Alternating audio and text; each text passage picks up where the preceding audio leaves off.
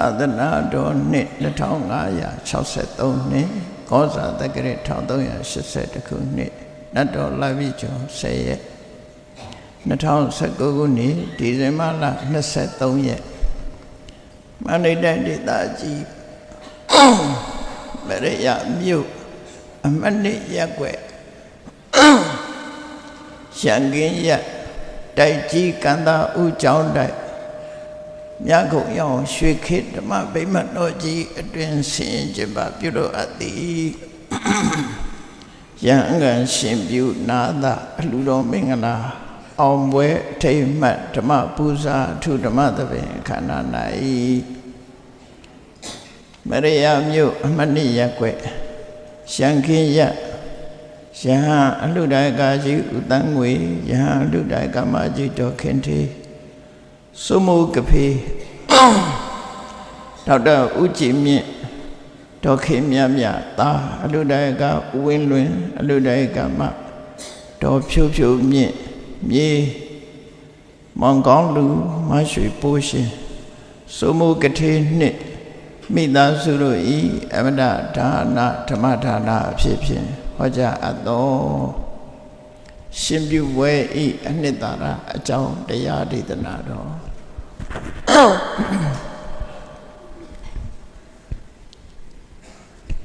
ဘုရားမြတ်စွာရဲ့အာသနာတော်မှာရှင်ပြုအလှတော်မင်္ဂလာဆိုတဲ့ဒီခန္ဓာကိုဘုရားဘာသာဝင်သူတော်စင်တွေဆင်ကျင်ပါလေရှိကြတယ်ရှင်ပြုပွဲရဲ့အနှစ်သာရကဘာလဲဆိုတာသိတဲ့ပုဂ္ဂိုလ်လည်းရှိမယ်မသိတဲ့ပုဂ္ဂိုလ်လည်းရှိမယ်အနှစ်သာရကိုရရှိဖို့မြည်သည့်အလှဒါနပဲလှမူလရည်ရွယ်ချက်အတိုင်းအနှစ်သာရရရှိဖို့ရအဓိကကြတယ်ဆိုတာကို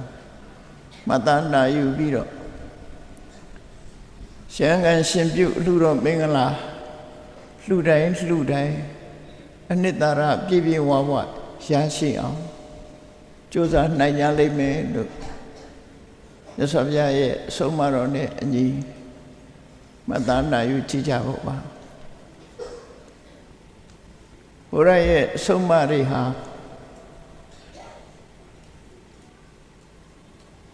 ဘယ်ဆုံးကဘယ်ဘက်ကပဲချိသရဝရီရဲ့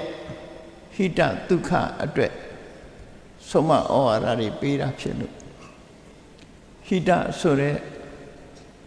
အကြောင်းတရားနဲ့ဒုက္ခဆိုတဲ့အကျိုးတရားဒီနှစ်ခုပေါင်းစပ်ပြီးတော့မြတ်စွာဘုရားဟာ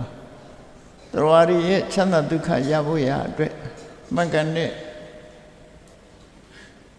လမ်းစဉ်တွေကိုဟောပြောတာပဲဖြစ်တယ်ပေါ့မြတ်စွာဘုရားဟောပြောတဲ့ဆုံးမတရားတော်တွေဟာလက်တွေ့ကျင့်သုံးကြရမှာဖြစ်တယ်ယောဂပျောက်ကြောင်းဆေးကောင်းဝါကောင်းပမာဆေးဆိုတာယောဂဖြစ်လာလို့ရှိရင်အဲ့ဒီဆေးကိုတောက်မှယောဂပျောက်စေတာလို့ပဲမြတ်စွာဘုရားရဲ့ဆုံးမတရားတော်တွေဆိုတာလိုက်နာသူဖို့မှာအကျိုးတရားမှုရမလိုက်နာဘူးဆိုလို့ရှိရင်တော့ဆေးမတောက်သူလိုပဲယောဂပျောက်ဖို့မရှိဘူးပေါ့နော်ဒါကြောင့်မို့ပထမနိုင်ယူမှတ်သားသိအောင်ကြိုးစားခြင်းနဲ့ဒုတိယလိုက်နာခြင်းသုံးခြင်းဆိုဒီနှစ်ခုဟာအရေးကြီးဆုံးမှုနိုင်ယူမှတ်သားဆိုတဲ့အခါမှာလူတွေရဲ့ပဂတိတဏ္ဍမှာအခြေခံအားဖြင့်ပါရှိနေတဲ့တတိနဲ့ပညာဒီနှစ်ခုကိုအဓိကထားပြီးတော့မြတ်စွာဘုရားဟောတဲ့တရားတွေကိုနာယူကြရတာဖြစ်တယ်အခြေခံနှစ်ခုဆိုတာဘာလဲဆိုရင်ဒီတတိနဲ့ပညာတတိဖြင့်မြတ်စွာဘုရားရဲ့ဆုံးမသွန်သင်ချက်တွေကိုမှတ်မိအောင်အာယုစိုက်ခြင်းနဲ့အသိပညာဖြင့်အတိပ္ပယ်တွေကိုနားလည်အောင်စူးစမ်းဆင်ခြင်ခြင်းဆိုလိုတာက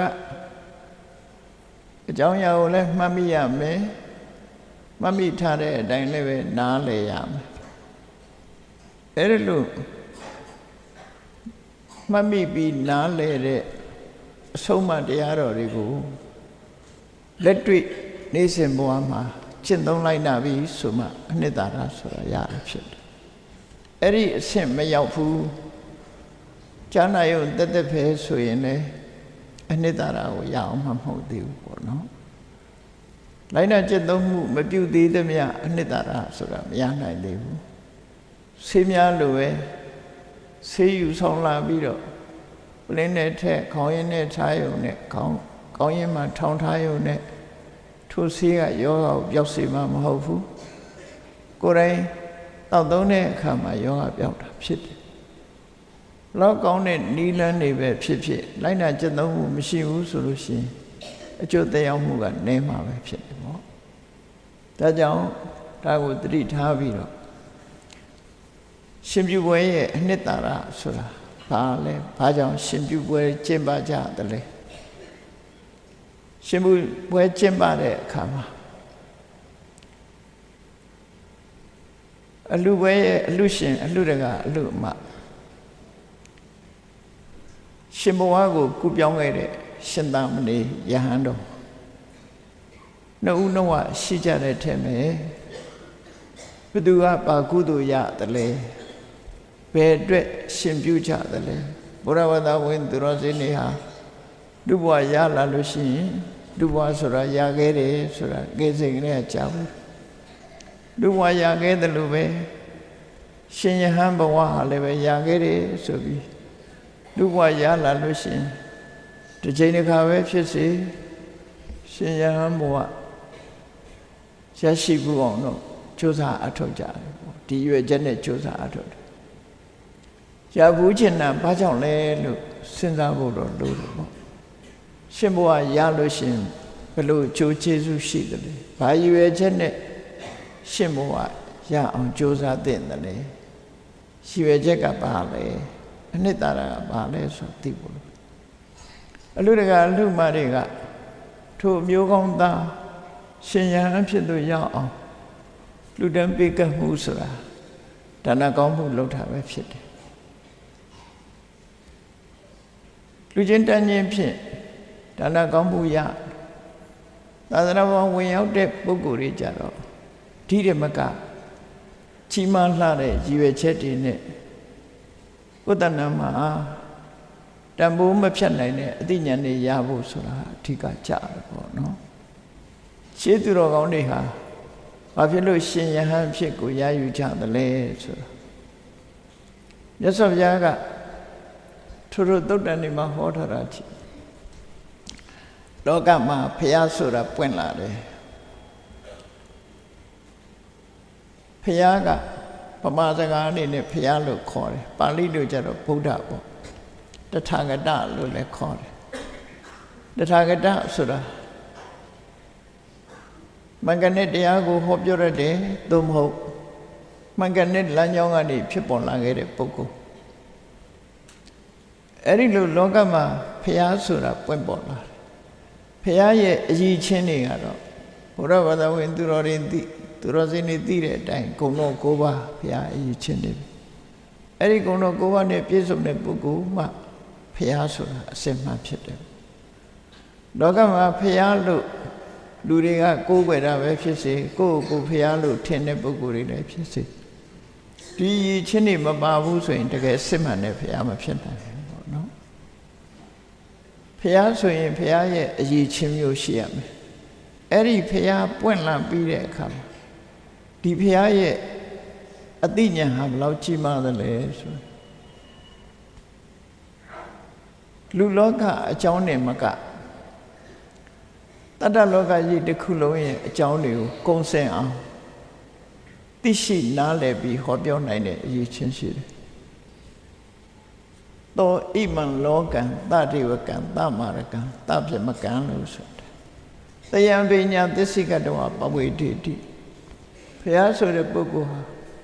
ကိုယ်တော်ကိုယ်ပါနဲ့ပြည့်စုံရုံမကလောကကြီးအကြောင်းကိုကောင်းကောင်းသိပြီးတော့ကိုယ်တိုင်သိတဲ့အသိဉာဏ်နဲ့လက်တွေ့ကြကြဟောပြောနိုင်တဲ့ပုဂ္ဂိုလ်ဖြစ်ရမယ် အဲ့ဒီလိုဖျားပွင့်လာပြီးတဲ့နောက်မှာအဆုံးအမလို့ခေါ်တဲ့တရားတွေကိုဟောပြောတယ်အဲ့ဒီတရားတွေဟာလိုက်နာကျင့်သုံးတဲ့ပုဂ္ဂိုလ်တွေဖို့အစမှလည်းကောင်းတယ်အလယ်မှလည်းကောင်းတယ်အဆုံးမှလည်းကောင်းတယ်စကလုံးအားဖြင့်လည်းပြည့်စုံတယ်အ내ဒိဗ္ဗေနဲ့လည်းပြည့်စုံတယ်အဲ့ဒီတရားဓမ္မဟာစစ်မှန်တဲ့မြတ်သောအကျင့်ကိုဖော်ထုတ်တဲ့တရားဓမ္မကြားနာယုံတသက်မြတ်မဟုတ်အဆုံးမတသက်မြတ်မဟုတ်လူတိုင်းဟာလက်တွေ့လုပ်ပြီးတော့ကောင်းကျိုးချမ်းသာရနိုင်တဲ့တရားမျိုးကိုမြတ်စွာဘုရားဟောတယ်ဒါလောကကြီးမှာဖျားပွင့်ရင်တရားတွေဟောတယ်ဟောတဲ့အခါမှာလူသားတစ်ယောက်ဟာမြတ်စွာဘုရားဟောပြောတဲ့တရားတွေကိုတတိနဲ့ပညာနဲ့အာယုစူးစိုက်ပြီးနာယူလိုက်တဲ့အခါမှာသူ့ရင်ထဲနှလုံးထဲမှာယုံကြည်လက်ခံနိုင်တဲ့တရားစွမ်းအားတွေပေါ်လာတယ်ပေါ့ယုံကြည်လာတယ်အကြောင်းအကျိုးဆင်ခြင်သုံးသပ်တဲ့အခါမှာဒါဟုတ်တယ်မှန်တယ်ဆိုတာဆုံးဖြတ်လာအဲ့ဒီရင်ထဲကတရားဖြစ်လာပြီဆိုတဲ့အခါကျတော့ယဟန်ဘဝကိုကုပြောင်းကြတယ်ရှင်ထဲကတရားတရားနဲ့ရှင်ဘဝကိုကုပြောင်းကြတယ်အဲ့ဒါလို့ကုပြောင်းတဲ့အခါမှာဆွေတွေမျိုးတွေကိုစွန့်ခွာရတယ်ကိုပိုင်ဆိုင်တဲ့ပစ္စည်းဥစ္စာတွေကိုစွန့်လွှတ်ရတယ်ယဟန်ဘဝဆိုတာအလုံးကိုစွန့်ပယ်တယ် renounce လုပ်တယ်လို့ခေါ်တယ်အလုံးကိုစွန့်ခဲ့တယ်စွန့်ပြီးတော့တကယ်ကိုအဝတ်တစ်ထည်ကိုတစ်ခုနဲ့စာဝတ်နေဟာရသမျှလေးနဲ့ရှင်းနှံ့နိုင်တဲ့အနေအထားနဲ့ယဟန်ဘဝကိုကုပြောင်းရတာဖြစ်တယ်ပေါ့အဲ့ဒါလို့ကုပြောင်းပြီးတဲ့အခါမှာမြတ်စွာဘုရားချမှတ်ထားတဲ့လမ်းစဉ်ကိုကျင့်ကြတယ်အခြေခံလမ်းစဉ်အပြင်ပါတော့ဆိုရင်နံပါတ်1ကမလုပ်ရမှနဲ့လုပ်ရမှဒီနှစ်ခုမှာမလုပ်ရမယ့်အရာကိုရှောင်ရှားခြင်းနဲ့လုပ်ရမှကိုလုပ်ခြင်းလို့ဆိုတယ်ဝါရိတ္တသီလနဲ့စာရိတ္တသီလလောကမှာအရေးကြီးဆုံးကမလုပ်ရမယ့်ဟာမလုပ်ဖို့နဲ့လုပ်ရမှလုပ်ဖို့ဒီနှစ်ခုပဲဘယ်ဆုံးမှပဲဖြစ်ဖြစ်လုပ်တဲ့နာနဲ့မလုပ်တဲ့နာဒီနှစ်ခုပဲရှင်းလင်းပြီးတော့ဟောကြားတာဖြစ်တယ်မလုပ်တဲ့နာကိုရှောင်ရမယ်လုပ်တဲ့နာကိုလုပ်ရမယ်ကိုချင်းသီလမှာလည်းပဲထို့ဝါရိတ္တသီလဆိုမလုပ်ရမယ့်ဟာကိုရှောင်ဖို့နဲ့စာရိတ္တသီလလုပ်ရမယ့်ဟာကိုလုပ်ဖို့လောကရဲ့ဥပဒေဒီကနေ့ခေတ်နိုင်ငံအုပ်ချုပ်နေတဲ့ဥပဒေတွေဟာလည်းပဲရှောင်ရံနဲ့ဆောင်ရံနှစ်ခုပဲဟောတာရှောင်ရံနဲ့ဆောင်ရံနှစ်ခုကိုပဲအဓိကထားတာဖြစ်တယ်မလုပ်ရလို့တားမြစ်တဲ့ဥပဒေနဲ့လှုပ်ဆောင်မှုညွှန်ပြတဲ့ဥပဒေဒီနှစ်ခုနဲ့ပဲသွားတာပဲဖြစ်တယ်ပေါ့အဲ့ဒါလို့ယဟန်ဘဝရောက်လာလို့ရှိရင်လေနံပါတ်1ကိုချင်းသီလကိုယင်ထိမ့်သိဆော့ရှော့ကြအဲ့ဒီကိုချင်းသီလခိုင်မာဖို့ကိုယ့်ရဲ့နှလုံးထဲမှာအလွယ်တကူနဲ့ပျက်စီးမသွားအောင်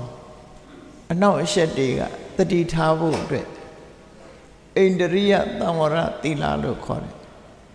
မျက်စိကမြင်လာတဲ့အစင်းနဲ့ပတ်သက်ပြီးတတိနဲ့လောဘမဖြစ်အောင်ဒေါသမဖြစ်အောင်ထိရ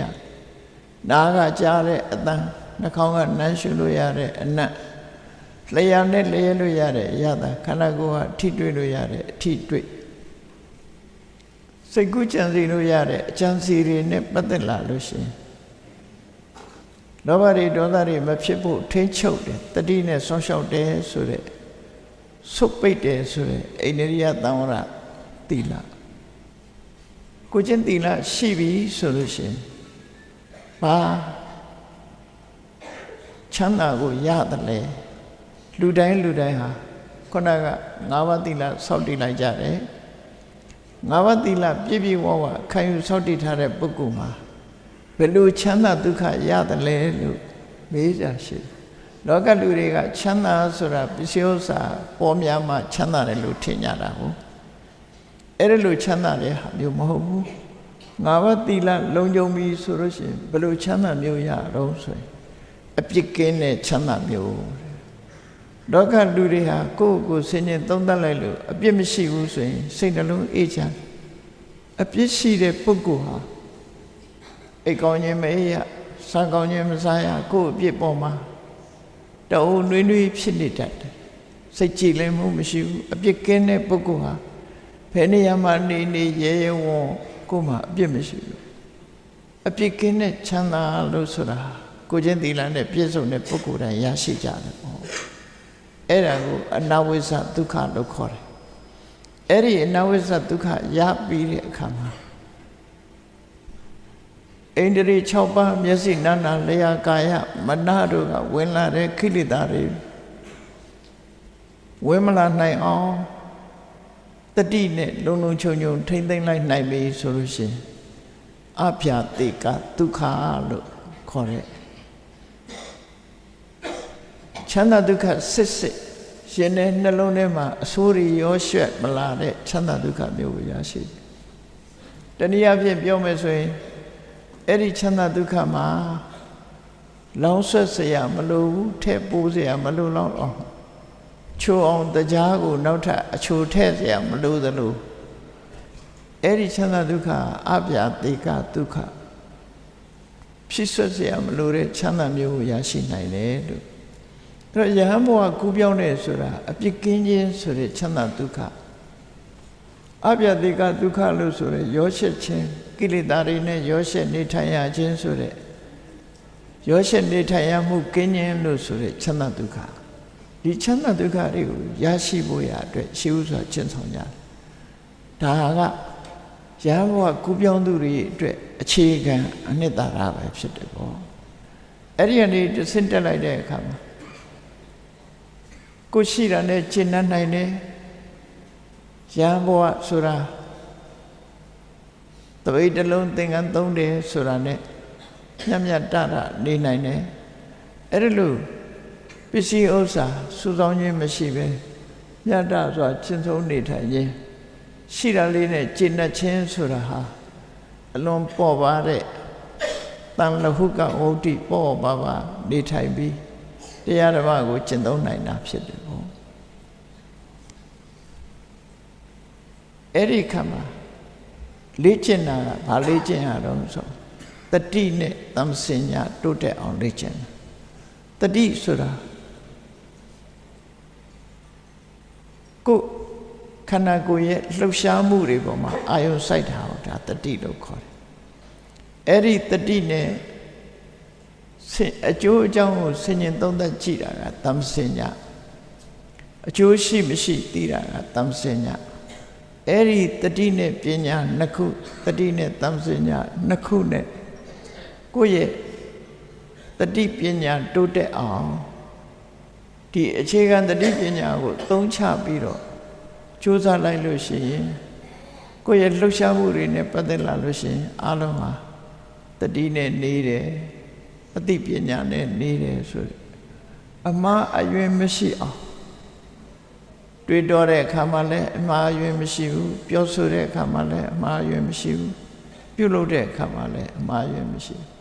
လူဘဝမှာအပြစ်ကင်းစင်တဲ့အနေအထားမျိုးရရှိသွားအဲ့ဒါယဟန်ဘဝအခြေခံအနေနဲ့ဒါကိုကျင့်တာ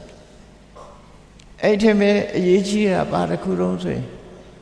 ဘောဇနိမတ္တညုတာဆိုအစာအာဟာရနဲ့ပတ်သက်လာတဲ့အခါမှာစားတဲ့အတိုင်းတာစားတဲ့ကိုယ်နဲ့တင်းလျော်တဲ့အစာအစာတင်းလျော်တဲ့အစာအစာမှလည်းပဲစားတဲ့အတိုင်းတာဆိုအဲ့ဒီအတိုင်းတာတစ်ခုစားခြင်းအပြင်အစာအာဟာရနဲ့ပတ်သက်ပြီးတော့ယောဂဝေဒနာတွေကင်းရှင်းလာလို့ကျမ်းအမှုကိုအခြေခံပြီးတော့ထိတဲ့တိုးတက်ပြီးတရားဓမ္မတွေကျင့်ကြကြကိုအားထုတ်ဒီကနေ့ခေတ်လူတွေကြည့်မယ်ဆိုလို့ရှိရင်စားတဲ့နာတဲ့ပူစားနေကြတဲ့အတွက်ကြောင့်အသက်ရွယ်လေးရလာလို့ရှိရင်ဗိုက်ကြီးကပူလာတယ်နော်ဟိုကဖောင်းလာဒီကဖောင်းလာတယ်ဖြစ်တယ်အဲ့ဒါစားတဲ့နာတဲ့ပူစားလို့ဖြစ်တယ် သူ့တိုင်းတာလေးတစ်ခုနဲ့စားမယ်ဆိုလို့ရှိရင်ခန္ဓာကိုယ်ထဲမှာအပိုးတွေဒီလိုအစီပိုးတွေမဖြစ်နိုင်ဘူးပေါ့ကျမယေရှုတော်ကကြည့်မယ်ဆိုလို့ရှိရင်လည်းမြတ်စွာဘုရားရဲ့အဆုံးအတိုင်းလိုက်နာမယ်ဆိုရင်ယောဂကင်းစင်ပြီးတော့ကိုယ်ဘဝမှာအကျိုးရှိတဲ့အရာတွေကိုလုပ်နိုင်တယ်ပေါ့အဲ့ဒါဟာအခြေခံအားဖြင့်ယဟန်ဘဝကူးပြောင်းသူတို့ရဲ့အနှစ်သာရဒါအပြည့်အဝမဟုတ်သေးဘူးအဲ့နောက်မှကြတော့ကိုယ်ရင်ထဲနှလုံးထဲမှာရှိတဲ့အညစ်အကြေးတွေကိုတန်ဆင်ဆေးကြောနိဝရဏဆိုတဲ့အညစ်အကြေးတွေကာမဂုဏ်အာယုံခံစားခြင်းနဲ့ဆန္ဒတွေလောဘတွေအလိုမကျတဲ့ဒေါသတွေစိတ်ဆူဆီးလို့မရတဲ့ဥဒိစ္စ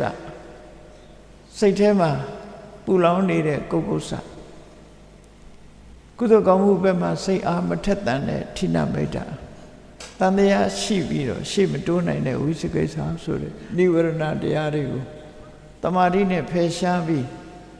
ဇံပင်ញင်ရလို့အဲ့ဒီကနေတဆင့်ဝိပဿနာတရားကြိုးစားအထောက်လိုက်တဲ့အခါမှာရှင်ထဲမှာပူလောင်တဲ့ကိလေသာတွေလုံးဝကင်းစင်ပြီးတော့သွားအစင်းတဲ့အမြင်မှားခြင်းတန်တရားကင်းခြင်းတန်တရားမရှိခြင်းဆိုတဲ့အမြင်မှားခြင်းမိစ္ဆာဒိဋ္ဌိတန်တရားရှိခြင်းဝိသိကိစ္စဒီနှစ်ခုကင်းသွားရင်သောတပန်ဆိုတဲ့အဆင့်ကိုရောက်သွားကာမဂုဏ်နဲ့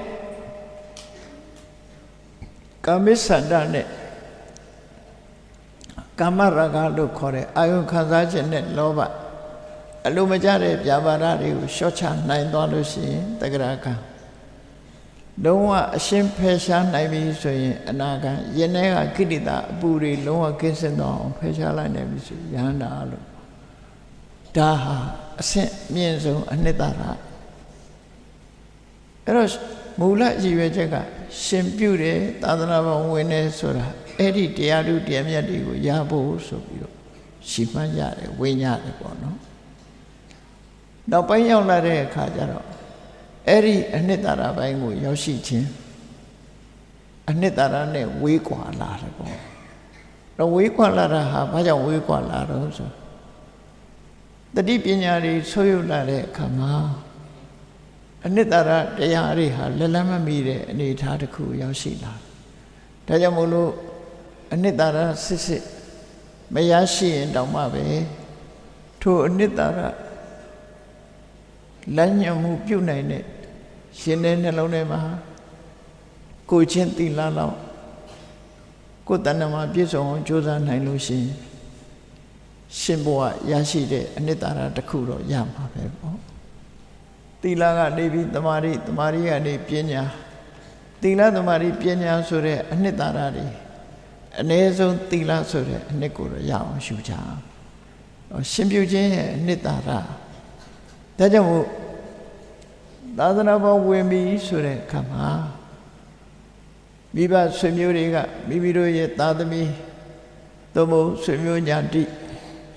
လူငယ်လူရွယ်လေးတွေကိုဝေကုံကြည်ကြခံပြီးသင်္ကန်းတပိတ်ပြိခရာလှူဒန်းလို့ဒီရှင်ယဟန်ပြုပေးလေးရှိကြတယ်ပေါ့အဲ့လိုရှင်ယဟန်ပြုပေးတာဟာလူတန်းထောက်ပံ့ရတဲ့ပုဂ္ဂိုလ်တွေကတော့ပြိခရာ၈ပါးလူရတန်းရတဲ့ကုသိုလ်ကောင်းမှုတန်ဃာတွေကိုလူတန်းရတဲ့ကုသိုလ်ကောင်းမှုအလှမင်္ဂလာကိုအကြောင်းပြုပြီးတော့ကျွေးရမွေးရလှူရတန်းရတဲ့ကုသိုလ်ကောင်းမှုတွေသူတို့ရရှိကြတာဖြစ်တယ်သာသနာ့ဘောင်ကိုယ်တိုင်ဝင်လိုက်တဲ့ရှင်လောင်းယဟန်လောင်းတွေရှင်ဖြစ်ယဟန်ဖြစ်ရသွားတဲ့ပုဂ္ဂိုလ်တွေကြတော့ခုနပြောတဲ့အနှစ်သာရကိုရအောင်ယူနိုင်မှအနှစ်ရှင်ပြုခြင်းရဲ့အနှစ်သာရဆိုတာရရှိမှာဖြစ်တယ်။ဒါကြောင့်ရှင်ယဟန်ပြုတော့မယ်ဆိုရည်ရွယ်ချက်လေးတွေကိုမပြောက်ရအောင်လို့ဆိုပြီးကျောင်းတိုင်းဆရာတော်တွေကိုဒေသအလိုက်ရှင်ပြုပွဲကိုဥသိဆောင်ရွက်ပေးတဲ့ဆရာတော်တန်ဃာတော်တွေကရှင်လောင်းတွေကိုရအောင်ကြက်စေပြီးအတိပ္ပယ်နားလည်အောင်နဲ့ဆိုကြတာလေဒါရှင်ပြုခြင်းရဲ့ရည်ရွယ်ချက်က တက္ကလဝတ္တဒုက္ခနိတရဏနိဗ္ဗာနတသစ္စိကရဏထာယတန်တရားဝဆင်းရဲတွေကလွတ်ကင်းပြီးနိဗ္ဗာန်ကိုမျက်မှောက်ပြုဖို့ဆိုအဲ့တော့တန်တရားဝဆင်းရဲဆိုတာဘာလဲနိဗ္ဗာန်ဆိုတာဘာလဲကိုယ့်ရဲ့နှလုံးထဲမှာမိကုံးလေးမေးပြီးတော့ခိတ္တလေးစဉ်းစားကြည့်လိုက်တန်တရားဝဆင်းရဲဆိုတာဘုန်းကြီးတို့အခုရထားတဲ့ခန္ဓာ၅ပါးချိခန္ဓာ၅ပါးချိတဖြည်းဖြည်းနဲ့ဥမင်းလာတယ်နောက်ပြီးရင်ယောဂဝိရဏရတယ်နောက်ပြီးရင်သိဆုံးရတယ်အဲ့ဒီလမ်းကြောင်းကိုရှောင်လွှဲနိုင်တဲ့ပုဂ္ဂိုလ်ရှိလားဆိုတယောက်မှမရှိဘူးနော်ဒီစင်နဲ့အမြရောလူတွေဟာပြောင်းလဲမှုတွေနဲ့သွားနေတာတဖြည်းဖြည်းဥမင်းလာကြတယ်လူတိုင်းဥမင်းလာတယ်ဆိုတာဆုံးရှုံးမှုတွေနဲ့သွားတာစရာကတဖြည်းဖြည်းနဲ့ရင့်ကျက်လာတဲ့အခါခန္ဓာကိုယ်ရဲ့အင်အားတွေတဖြည်းဖြည်းကျလာခန္ဓာကိုယ်ရဲ့နုပြိုမှုတွေတဖြည်းဖြည်းပျက်စီးလာတယ်နုပြိုမှုတွေအင်အားတွေလှပမှုတွေအကုန်လုံးကျဆုံးသွားပြီးတော့အိုမင်းခြင်းဆိုတဲ့အဆင့်ကိုရောက်လာဒါဘယ်သူရှောင်နိုင်လို့ဆိုဘယ်သူမှမရှောင်နိုင်ဒီလမ်းကြောင်းတိုင်းသွားတာအဲ့ဒီကနေပြီးယောဂဝေဒနာဖြစ်တယ်အဲ့ဒါလို့ယောဂဝေဒနာရလာလို့ရှိရင်ဒုက္ခကိုခံစားကြအပြန်နောက်ဆုံးမှာဇာတိစရာဖြာတိပြီးတဲ့အခါကျတော့မရဏဆိုသိဆုံးခြင်းနဲ့သွားကြပြန်အဲ့ဒါလို့တန်တရားထဲမှာနေတဲ့ပုဂ္ဂိုလ်တိုင်းဟာဥကျင်နာခြင်းသိခြင်းဆိုတာတွေကိုလွတ်မြောက်အောင်ရှောင်ပြေးနိုင်တဲ့ပုဂ္ဂိုလ်တယောက်မှမရှိဘူးမရှိခြင်းဟာအလေးနဲ့စဉ်းစားကြည့်ပေါ့အလေးနဲ့မစဉ်းစားဘူးဒါတွေခေါင်းထဲမှာမထည့်ဘူးမစဉ်းစားဘူးဆိုတဲ့ပုဂ္ဂိုလ်ကြီးပျော်နိုင်ကြတယ်ဘာနဲ့ဥပမာတူတော့ဆိုတခါကြက်တွေကိုချင်းနဲ့ထည့်ပြီးဖမ်းသွားတဲ့အခါချင်းနဲ့ကကြက်တွေဟာလူတွေအနေနဲ့တော့ကြည့်လိုက်ရင်ဒီချင်းနဲ့ကကြက်တွေဟာမကြခင်ထမင်းဆိုင်ရောက်ပြီးတော့ကြက်သားဟင်းဘွားရောက်ကြတော့မယ်သူတို့ကြတော့ဘလို့နေပျော်နိုင်လားဆိုတကောင်းစိတ်နေကြတာသူတို့နော်အဲ့တော့လူတွေလည်းပဲထို့အတူပဲပျော်နိုင်နေကြတယ်တေချာစဉ်းစားကြည့်လိုက်ရှင်မကြခင်ပဲအိုခြင်းနာခြင်းသိခြင်းဆိုတာနဲ့ကြုံတွေ့ကြရတယ်ပေါ့အဲ့တော့ဒီလိုလာမဲ့ဘေးကြီးရှိနေပါရဲ့တန်းနဲ့ဘာကြောင့်ပျော်နိုင်ကြသလဲဆိုတဲ့အခါမှာမေ့အားသဲနေလို့ပဲဖြစ်တယ်အဖြစ်မှန်ကိုမေ့ထားကြလို့ပဲဖြစ်တယ်ပေါ့မေ့နေလို့ရှိရင်တော့ပျော်စရာကြီးလို့ထင်ရတယ်အဲ့ဒါလို့တန်တရားဘဝကြီးဟာဥကျင်နာခြင်းသိခြင်းနဲ့တန်တရားထဲမှာမဆုံးနိုင်တဲ့ခရီးကြီးကိုရှောင်လန်းနေကြလို့ဆင်းရဲဒုက္ခတွေနဲ့ကြုံဆုံပြီးနေကြရအဲ့ဒါကိုတက္ကလဝတ္တဒုက္ခတခြားတွေလည်းရှိသေးတယ်နော်တွေးလိုက်မယ်ဆိုရင်စာဝတ်နေမပြေနိုင်လို့ဆင်းရဲတာတဝုနဲ့တဝုမတည့်လို့အစမပြေလို့ဆင်းရဲတာအမျိုးစုံပဲလူမှုကိစ္စဆင်းရဲဒုက္ခတွေအများကြီးရှိတယ်အဲ့ဒီဆင်းရဲဒုက္ခတွေကဘယ်ကြမှာလွတ်တုံဆိုဟောဒီခန္ဓာ၅ပါးကိုရစေတတ်တဲ့တဏှာကိုဖယ်ရှားလိုက်နိုင်မှကံနဲ့ကိလေသာတွေကုန်သွားပြီဆိုတော့မှဟောဒီဘုံဘဝကိုဆိုတာမရတော့ခန္ဓာ၅ပါးမရတော့တဲ့အနေထားမျိုးရောက်အောင်ကံနဲ့ကိလေသာတွေကိုဖယ်ရှားလိုက်လို့ရှိရင်ကံတွေကအကျိုးမပေးနိုင်တော့ဘူးအကျိုးမပေးနိုင်လို့ကိလေသာကုန်လို့ကံကုန်သွားတဲ့အခါမှာတန်တရားဘဝဆိုတာပြတ်သွားတယ်အဲ့ဒါကိုပဲနိဗ္ဗာန်လို့ခေါ်တာပဲဖြစ်တယ်ပေါ့နိဗ္ဗာန်ဆိုတာတော့ခန္ဓာ၅ပါးလုံးဝချုပ်ငြိမ်းသွားတဲ့အဆင့်ကိုနိဗ္ဗာန်လို့ခေါ်အဲ့ဒီနိဗ္ဗာန်ကိုမျက်မှောက်ပြုဖို့အတွက်ရှင်ပြုတာဆိုတာနားလည်အောင်ရှင်းပြကြတယ်ဒါရှင်ပြုခြင်းအနှစ်သာရဘာအတွက်လဲထပ်တလဲလဲသိဆုံးပြီးတော့ထပ်တလဲလဲပြန်လီမွေးဖွားဥကျင်နာခြင်းသိခြင်းဆိုတာတွေနဲ့လုံးလက်ခတ်နေတဲ့မလွတ်နိုင်တဲ့ဘဝကြီးကလွတ်အောင်ဥကျင်နာခြင်းသိခြင်းမရှိတဲ့နိဗ္ဗာန်ကိုမျက်မှောက်ပြုဖို့ဆိုတဲ့ရည်ရွယ်ချက်နဲ့သင်္ကန်းဝတ်ကြတယ် အဲ့ဒါမှန်ကန်တဲ့ရည်ရွယ်ချက်ပဲဆိုတာကိုဖော်ပြပေးတာလူတဲ့တန်းတဲ့ပုဂ္ဂိုလ်ကလည်းပဲနိဗ္ဗာန်ကိုဥတည်ပြီးတော့လှူကြတာအဲ့တော့အနှစ်သာရလို့ဆိုတာဟာနိဗ္ဗာန်ကိုအာရုံပြုပြီးတော့လုံးလိုက်ရတဲ့ကုသိုလ်ကောင်းမှုဟာနိဗ္ဗာန်တရားကိုအကျိုးပေးတယ်အဲ့ဒီအနှစ်သာရမှန်ကန်တဲ့ရည်ရွယ်ချက်နဲ့ယဟန်ဘုရားရှင်ဘုရားကိုရောက်ရှိသွားပြီသီလကစပြီးတော့ကျင့်သုံးနေထိုင်ကြရတယ်အဲ့တော့ရှင်ပြုတယ်ဆိုတဲ့နေရာမှာအဆင့်၃မျိုးရှိတယ်ပေါ့ရှင်သာမဏေလေးတွေရှင်ပြုရတယ်ဆိုတဲ့ခါမှာဘုရားဘာသာဝင်သူတော်စင်တို့ရဲ့ရှင်ပြုပွဲတခြားဘာသာတွေရှင်ပြုပွဲလည်းရှိကောင်းရှိမယ်ဘုရားဘာသာရဲ့ရှင်ပြုခြင်းကတော့ဘာလို့ဆိုရင်နံပါတ်1ကရုံရိတ်တာနံပါတ်2ကသင်္ကန်းဝတ်တာနံပါတ်3ကတရဏဂုံဆောက်တည်တာဆံချခြင်းသင်္ကန်းဝတ်ခြင်းတရဏဂုံဆောက်တည်ခြင်းဟောဒီအင်္ဂါ3ချက်နဲ့ရှင်ဘုရားကိုကူးကြတာဒါကအသွင်ယူတဲ့အဆင့်လှုပ်ဆောင်ရမှာဘာတော့ဆိုရင်အိဘိက္ခုခေါ်တဲ့အချိန်မှာမြတ်စွာဘုရားကစရပြမစရိယံတမ္မာဒုက္ခတအတ္တကိရိယာယတာဝန်ပေးတာကဘာတော့ဆိုရင်ဆင်းရဲဒုက္ခအဆုံးသတ်နိုင်မှုအတွက်မှန်ကန်တဲ့နိလန်းနဲ့မြတ်သောအကျင့်ကိုကျင့်ရမယ်ဒါဖြင့်မြတ်သောအကျင့်ကဘာတွေတုံးဆိုရင်ခုနကရှောင်ရံဆောင်ရံဖြစ်တဲ့သီလအကျင့်တွေကိုကျင့်ရမယ်လို့ဆိုလို့သီလအကျင့်ပြီးရင်တမာတိအကျင့်ပြီးရင်ပညာဆိုပြီးအဲ့ဒီသီလတမာတိပညာဆိုတဲ့အနှစ်သာရရရှိမှရှင်ပြုဝဲရဲ့အနှစ်သာရဆိုတာဖြစ်တယ်အဲ့ဒီအနှစ်သာရမရလိုက်ဘူးဆိုလို့ရှိရင်တော့လူမှုတမ်းမှုကုသိုလ်လောက်ပဲဆုံးသက်သွားမှာပဲဖြစ်တယ်ပေါ့နော်အဲ့တော့သာသနာ့ဘဝဝင်တဲ့ပုဂ္ဂိုလ်ကိုယ်တိုင်ကိုယ်ကလည်းသီလတမာတိပညာဆိုတဲ့အနှစ်သာရကိုရအောင်ရှုနိုင်ဖို့အလေးနဲ့ထားပြီးတော့ရှင်ပြုခြင်းရဲ့အနှစ်သာရကိုသိရှိနားလည်ပြီးဒါဟာအနှစ်သာရရရှိအောင်တို့တွေကြိုးစားအထောက်အမှာဖြစ်တယ်အကယ်၍အဲ့လိုမလုပ်ဘူးဆိုလို့ရှိရင်တာမန်ကုသိုလ်မျိုးပဲရရှိသွားပြီးတော့အနှစ်သာရ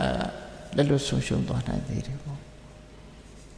ဘုရားဘာသာရှင်ပြုခြင်းရဲ့အနှစ်သာရသည်သီလသမာဓိပညာကိုခံယူခြင်းပဲဖြစ်တယ်အဲ့ဒါကိုပဲမြတ်စွာဘုရားဓမ္မထာယတာတရားအမွေကိုခံယူခြင်းဒါတော့ယဟုလာလေးကမြတ်စွာဘုရားနဲ့သူမွေးဖွားပြီးဘုရားလောင်းကတောထွက်သွားတယ်တောထဲမှာ6နှစ်တရားကျင့်တယ်ဘုရားဖြစ်ပြီးတော့တစ်နှစ်လှည့်လေတရားဟောတယ်ပြီးတဲ့အခါ9နှစ်မြောက်မှတိုင်းတော်ပြည်တော်ကိုပြန်လာတယ်အဲ့တော့သားတော်ယဟုလာရဲ့အသက်က9နှစ်ဖြစ်သွားပြီပေါ့နော်9နှစ်သားအရွယ်ပထမဆုံးသူ့ရဲ့ဖခင်အရင်ဖြစ်တဲ့မြတ်စွာဘုရားနဲ့တွေ့တဲ့အခါမှာမြတ်စွာဘုရားရဲ့သင်္ကန်းကိုဆွဲပြီးနောက်ကနေဒုက္ခတေသမယေနဆာယာကလေးပြီမဲ့ပြောတတ်တယ်သူ့အဖေရဲ့အရေးမြတ်စွာဘုရားကိုတမနာယဟန်လို့ဆိုတဲ့အသုံးနဲ့ခေါ်ပြီးတော့အရှင်ဘုရားရဲ့အရေးကအေးမြလှပါတယ်ကလေးနဲ့မလိုက်အောင်အရှင်ဘုရားအရေးကအေးမြလှပါတယ်လို့ပြောပြီးဒါယိသံမေတမနာဒေဟိသူ့ကိုအမွေပေးပါလို့တောင်းအမွေတောင်းတာတော့မေတော်ဖြစ်တဲ့ရသောဒရာမိဖုရားကသင်ပေးလိုက်လို့အမွေလိုက်တောင်းတာအဲ့ဒီအချိန်မှာမြတ်စွာဘုရားကကလေးငယ်လေးကိုကြောက်ထီအောင်ခေါ်သွားတယ်ဒီလို့မပြောဘူးမြို့ရဲနဲ့ကြောင်းနဲ့ကအတော်လေးလှမ်းနေပေါ့မြတ်စွာဘုရားရဲ့သင်္ကန်းလေးဆွဲပြီး9နှစ်သားလေးဟာကြောင်းထီပါသွားတယ်ကျောင်းမှာလည်းပဲဒီစကားကိုပဲပြောတယ်ဒါယိသံမေတမနာဒေဟိသူ့ကိုအမွေပေးပါလို့အဲ့တော့မြတ်စွာဘုရားကစဉ်းစားတယ်ရာဟုလငါ့ကိုတောင်းနေတဲ့အမွေကဘုရားလောင်းတောထွက်သွားတဲ့အချိန်မှာရွှေအိုးကြီး4လုံးကပျောက်ကျန်သွားတယ်ဘုရားလောင်းရဲ့ကုသိုလ်ကောင်းမှုကြောင့်ဖြစ်တဲ့ရွှေအိုးကြီး4လုံးဟာတောထွက်သွားတဲ့အခါမှာဘယ်နေရာရောက်သွားတယ်ဆိုတာမသိဘူးပေါ့နော်ကွယ်ပသွားတယ်အဲ့ဒီ လောကီအမွေကိုသူပေးဖို့တောင်းတာဖြစ်တယ်မြတ်စွာဘုရားကသိတယ်စဉ်းစားတယ်ရာဟုလောတောင်းတဲ့အမွေကရွှေတွေငွေတွေဖြစ်နေတယ်အဲ့ဒီရွှေငွေဆိုတာဟာလူတွေကသာချမ်းသာတယ်လို့ထင်တာရွှေငွေပိုင်တဲ့ပုဂ္ဂိုလ်ဟာစိတ်ချမ်းသာမှုနည်းသွားတယ်ဘာကြောင့်လို့ဆိုရင်ကိုပိုင်တဲ့ပစ္စည်းဥစ္စာတွေကိုစိတ်မချဘူးလေမစမရှိတဲ့လူကအိမ်တကားဖွင့်ထားလဲဘာမှယူစရာမရှိဘူးဘာမှယူစရာမရှိဘူးမစချမ်းသာတဲ့လူကအိမ်တကားတော့ခါရတယ်ခြံတကားတော့ခါရတယ်အဆောင်ထားရတယ်ဘာလို့လဲဆိုရင်ကိုပစ္စည်းတွေပြောင်းမှကြောက်တယ်ပစ္စည်းမရှိတဲ့လူကမပြောက်ဘူးနော်ပစ္စည်းမရှိတဲ့ပုဂ္ဂိုလ်ကပစ္စည်းပေါ်မှာတောကဆိုတာမဖြစ်ဘူးလေအဲ့တော့လောကမှာပစ္စည်းရှိတာလူတွေကရှိတဲ့ပစ္စည်းပေါ်မှာမမနာဆိုတာဒီအထင်ရောက်ပြီးတော့ငါချမ်းသာတယ်ဆိုတဲ့ဂုဏ်ယူဝင်ကြွားမှုနဲ့ပဲချမ်းသာတယ်လို့ထင်နေကြသို့တော့မရှိတောင်းတရှိကြောင်းကြရှိတဲ့ပုဂ္ဂိုလ်ကြောင်းကြမိများလောင်လို့ရှိရင်ငါပစ္စည်းတွေပါသွားချီရဲ့ဟောကြောင်းကြငါမရှိခင်များအိမ်မော်တက်ပြီးလူဖောက်သွားမလားကြောင်းကြအဲ့ဒါလို့ရှိတဲ့ပုဂ္ဂိုလ်ကြောင်းကြနေမရှိတဲ့ပုဂ္ဂိုလ်ရှိခြင်းအဲ့တော့ပစ္စည်းကလူကိုချမ်းသာမှုကိုပေးသလားလို့ကြည့်လိုက်တဲ့အခါမှာအတိုင်းအတာတစ်ခုရပေးတယ်လို့ဆိုနိုင်အောင်တောင်မှပဲဒီပစ္စည်းအတွက်တချောင်းကြကြနေရတဲ့တောကဟာရှိနေတာပဲဖြစ်တယ်ပေါ့ဒါကြောင့်မို့လုံးဝချမ်းသာမှုကိုပေးတယ်လို့ပြောလို့မရဘူးမြတ်စွာဘုရားကရာဟုလတောင်းတဲ့အမွေဟာရွှေငွေပစ္စည်းပဲဖြစ်တယ်အဲ့ဒီရွှေငွေပစ္စည်းဟာသဝိခာတာစိတ်ပင်ပန်းစရာတွေဖြစ်တယ်ချမ်းသာလေးလေးကြောင်းကြဆွေးရင်လေးများလေးလေးစိတ်ပင်ပန်းစရာတွေဖြစ်တယ်အဲ့တော့လုံးဝမကြောင်းကြရပဲနဲ့ဒီဘဝမှာလည်းကောင်းတန်တရားမှာလွတ်ပြီးဆင်းရဲဒုက္ခတွေကလည်းလုံးဝလွတ်တဲ့စိတ်နှလုံးအေးချမ်းတဲ့ဓမ္မဆိုတဲ့အမွေပဲငါပေးမယ်ဆိုရှင်သာရိပုတ္တရာကိုရင်ဝခိုင်းလိုက်တာရှင်ပြုခိုင်းလိုက်တယ်အဲ့ဒါရှင်ပြုခြင်းအနှစ်သာရပဲနော်ဘာမွေတွေမြတ်စွာဘုရားပေးတာတော့ဆိုရာဟုလဆိုတဲ့သားတော်လေးရဲ့ယင်ထဲမှာကံကံရဲ့အကျိုးကိုလက်ခံတဲ့တဒါဆိုတဲ့အမွေကိုရရှိစေတယ်တဒါဆိုတဲ့ပစ္စည်းဥစ္စာလောကမှာလူတွေကသတ်မှတ်တာရွှေငွေယရနာ၆တန်ပရမညာတမိုးရှိတဲ့အရာတွေသာလက်ဝတ်လက်စားတွေကိုသာလေယရနာလို့သတ်မှတ်ကြတယ်ပစ္စည်းဥစ္စာလို့သတ်မှတ်ကြတယ်မြတ်စွာဘုရားကအဲ့ဒါတွေဟာတမန်လူအသုံးဆောင်များတာဖြစ်ပြီးဒါတွေကချမ်းသာမှုကိုပြေဝမပေးနိုင်ဘူးသူတို့ရဲ့အကန့်အသတ်ကလည်းရှိတယ်မသေးခင်လေးပဲပိုင်ဆိုင်မှုရှိတာဒါတောင်မှပဲမတရားလူယူခိုးယူတိုက်ခိုက်သွားလို့ရှိရင်ကိုယ်ပစ္စည်းပါသွားသေးတယ်မီးလောင်လို့ရှိရင်လည်းပါသွားနိုင်တယ်ရေမျိုးရင်လည်းပါသွားနိုင်တယ်မင်းဆိုးရာဇာတွေကသိရင်လည်းပါသွားနိုင်သားဆိုသမီးဆိုတွေကဖြုံးလို့ရှိရင်လည်းကုန်သွားနိုင်တယ်အဲ့တော့ဒီပစ္စည်းဥစ္စာတွေဆိုတာအချိန်မီပျက်စီးသွားနိုင်နောက်ဆုံးမှာဘဝတစ်ခုကိုယ်ဆုံးတတ်ပြီဆိုရင်ဘလောက်ပဲပင်ပန်းပန်းရှာထားတဲ့ပစ္စည်းပဲဖြစ်ဖြစ်အလုံးထားပစ်ခဲ့ရမယ်နော်အလုံးထားခဲ့ရဟန်းပြုတော့ကမှအဝတ်တစ်ထည်ကိုယ်တစ်ခုဆိုတာရှိသေးတယ်တည်သွားရင်တော့အဝတ်တစ်ထည်ကိုယ်တစ်ခုတောင်မှမရှိဘူးအလုံးထားခဲ့ရတာနော်အလုံးထားခဲ့ရတာယူသွားလို့မရဘူးအဲ့ဒါလို့ပစ္စည်းဥစ္စာကိုပိုင်ဆိုင်ခြင်းဆိုတာမျက်စိနှလုံးမမိတ်ခင်လေးတင်ပိုင်ဆိုင်မှုတွေရှိတာ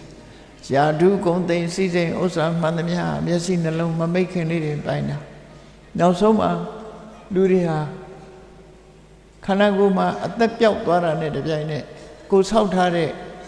ကိုရှာထားတဲ့ပစ္စည်းတွေနဲ့ဆောက်ထားတဲ့အိမ်မော်တောင်မှပဲ9ရက်ပြည့်အောင်နေလို့မရတော့တဲ့အနေထားမျိုးရောက်သွားထပ်ပစ်ခဲ့ရတယ်ဒီလိုဆိုလို့ပေါ့နော်အလုံးစုံပစ်ခဲ့ရတယ်အဲ့ဒီလိုပစ္စည်းဥစ္စာရဲ့အနေအထားတွေကိုသူတော်စင်ပုဂ္ဂိုလ်တွေကတော့အဲ့ဒီရှုထောင့်ကနေကြည့်လိုက်တော့ဒီရွှေငွေယရနာပစ္စည်းဥစ္စာပိုင်ဆိုင်မှုတွေဟာတခဏပဲအသုံးကျတဲ့အရာတွေဖြစ်တယ် တန်တရားမှာအသုံးကြတဲ့အရာကတော့ဒါတွေမဟုတ်ဘူးဆိုရှင်ထဲမှာဖြစ်ပေါ်လာတဲ့တထာရှင်ထဲမှာကုသိုလ်ကောင်းမှုပေါ်မှာစိတ်ဝင်စားတယ်စိတ်ဝင်စားလို့အလှူတန်းလုပ်တယ်အလှူတန်းလုပ်လို့ဘဝတန်တရားမှာချမ်းသာဒုက္ခရကြတယ်အေးတရားရှိလို့ကိုချင်းသီလကိုလုံအောင်ထိမ့်သိမ့်တယ်ဖြစ်လျက်ဘဝမှာအသက်ရှိတယ်ကြံပါတယ်တရားရှိလို့တရားဓမ္မကျင့်ကြံကြိုးပမ်းအထုတ်တယ်ဆံရလို့ပြမပြည့်ရောက်တယ်ကဘာချီပြီးအသက်ရှိတယ်ဟောနိဗ္ဗာန်ချမ်းသာကိုလိုချင်လို့ဝိပဿနာတရားအထုတ်တယ်ဝိပဿနာအသိဉာဏ်ကနေတဆင့်တဲ့ဘယ်ဉာဏ်ဖို့ဉာဏ်ရတော့ယင်းတဲ့ကိလေသာတွေကုန်သွားတယ်နိဗ္ဗာန်ကိုမျက်မှောက်ပြုနိုင်တယ်ဆိုအဲ့တော့တရားဆိုတဲ့ဥစ္စာနိဗ္ဗာန်တရားပေးနိုင်တယ်လို့ဆိုလူချမ်းသာပေးနိုင်တယ်နတ်ချမ်းသာပေးနိုင်တယ်နိဗ္ဗာန်ချမ်းသာလည်းပေးနိုင်တယ်ခုနကရွှေငွေယရနာတွေကလူချမ်းသာတော့တမန်အားဖြင့်ပေးနိုင်တယ်လို့တစိတ်တေတာပြောမယ်ဆိုပြောလို့ရတယ်သို့တော့အဲ့ဒီပစ္စည်းတွေကနတ်ပြည်ကိုဝယ်ယူလို့မရဘူးဗြဟ္မပြည်ကိုဝယ်ယူလို့မရဘူးနိဗ္ဗာန်ကိုဝယ်ယူလို့မရဘူးလို့ဒီလိုဆိုလို့ရတယ်အဲ့ဒါကြောင့်မို့တရားဆိုတဲ့ပစ္စည်းဥစ္စာတကယ်တန်ဖိုးရှိတယ်ရှင်ထဲကတရားရှိတဲ့ပုဂ္ဂိုလ်တိုင်းဟာတန်တရားခရီးမှာအထက်တန်းကြကြနဲ့ကုသိုလ်ကောင်းမှုတွေလုပ်လို့ချမ်းသာဒုက္ခတစ်ခုအနေတစ်ခုကူးပြောင်းပြီးတော့နေနိုင်တဲ့နောက်ဆုံးနိဗ္ဗာန်ထိအောင်ရတယ်အဲ့ဒီတရားရှိသည့်အတွက်ကြောင့်သီလဆိုတဲ့ဥစ္စာကိုလည်းသူရတယ်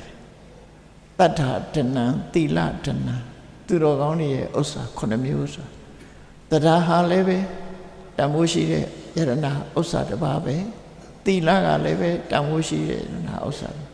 ခုနကစောင့်တည်လိုက်တဲ့5ပါးသီလကိုထင်မသေးလိုက်နဲ့အဲ့ဒီ5ပါးသီလကို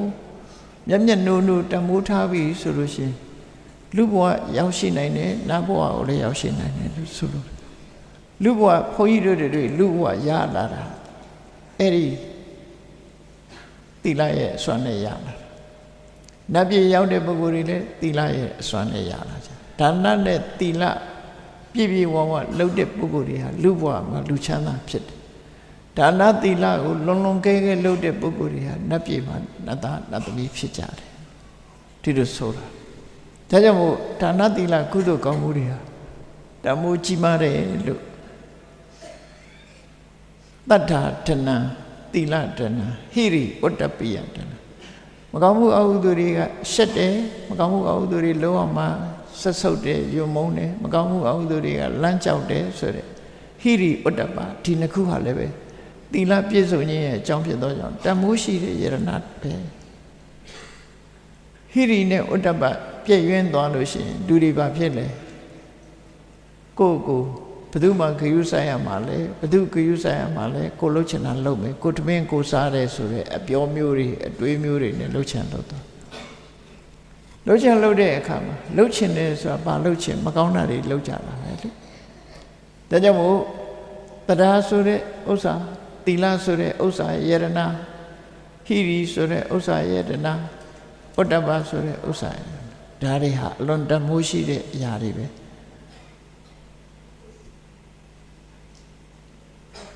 နောက်တစ်ခါဝီရိယကြိုးစားအထောက်မှု